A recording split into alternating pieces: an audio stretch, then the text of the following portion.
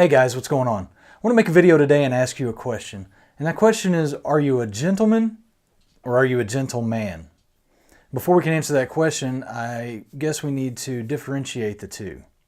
So we'll talk about some of the differences between being a gentleman and being a gentleman. A gentleman holds the door. A gentleman will hold the door for you when you walk in or out of a business. A gentleman will hold the door for a lady when he sees her walking up to the same door he's going into. A gentleman typically looks at the ground and notices no one else around him, so he wouldn't be able to hold the door for them if he wanted to. A gentleman will hold the door for a woman because he would also hold the door for a man. It's not about man versus woman, it's about courtesy. A gentleman will be courteous. A gentleman will shake your hand and look you in the eye. A gentleman will have no problem looking you in the eye, shaking your hand, a good firm handshake, and being able to carry on a conversation with you. A gentleman typically lacks social interaction skills. A gentleman, even if you can get him to shake your hand, it typically feels like shaking the hand of a young child. A gentleman carries out the trash when he's at home. A gentleman understands that there are just some chores you don't let your wife do. A gentleman will carry out the trash. A gentleman will let his wife carry the trash out by the road. A gentleman exercises compassion and charity.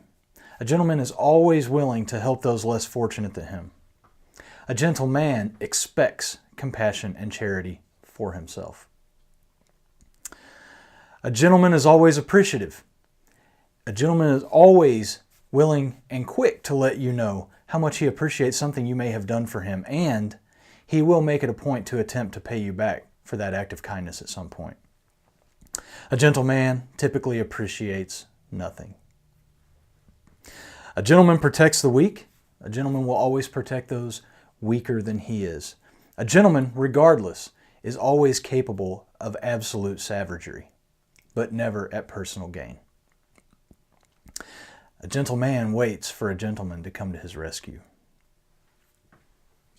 A gentleman intervenes when someone's life is in danger.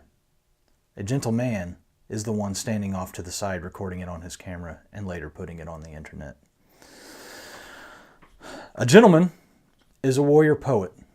Now, if you don't subscribe to John Lovell's channel, you really should go check out John Lovell at the Warrior Poet Society. He explains in great detail what it means to be a warrior poet.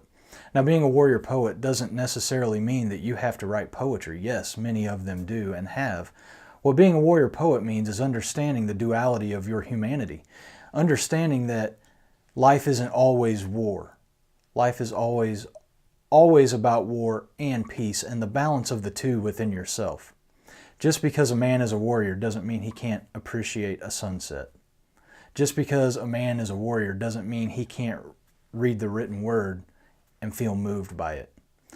Being a warrior poet is about feeling something more than just yourself. A gentleman is a coffeehouse poet. Now, social and political climate this day and age will tell a woman that she needs to be with a gentleman.